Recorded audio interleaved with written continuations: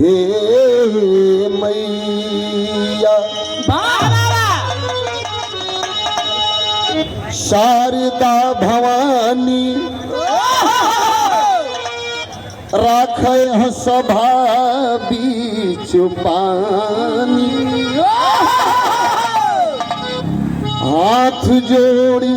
पड़त बानी पैया और दुखिए में दीन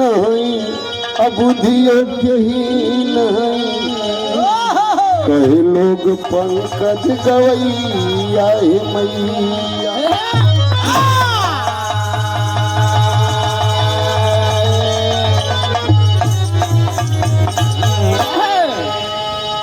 दास कहलन कि हे माई हमार बाप भी तोहके पूजलन हमार दादा भी तोहके पूजलन हमारा आवे वाली पीढ़ी भी तोहके पूजी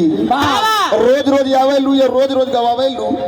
तो आज भैया बाबू के बीच में पानी बचेबू। अरे दास माई के दरबार में जाके फरियाद के लड़का कैलन है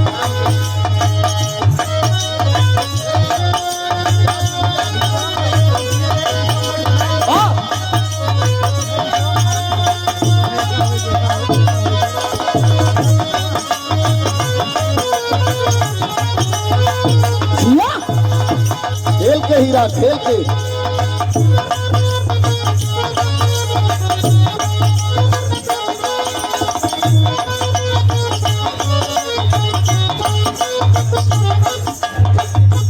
झूम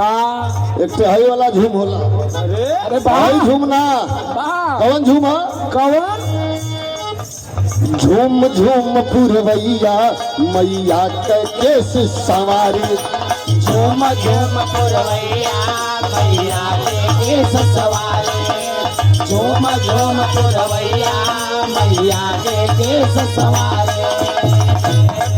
गंगा के अबियल धारा मैया के चरण पखारे गंगा के अजमल धारा मैया के चरण पखारे गंगा के अजमल धारा मैया के चरण पखारे कष्ट नाशिनी बीड़ा बातिनी दे दरस एक बार कष्ट नाशनी बीड़ा वादने दे दरस एक बार कष्ट नाशनी बीड़ा वादने दे दरस एक बार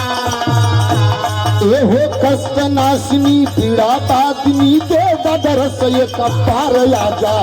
बघावा पे कई के सवरिया हो आवा जननी हमार कई के सवरिया हो आवा जननी हमार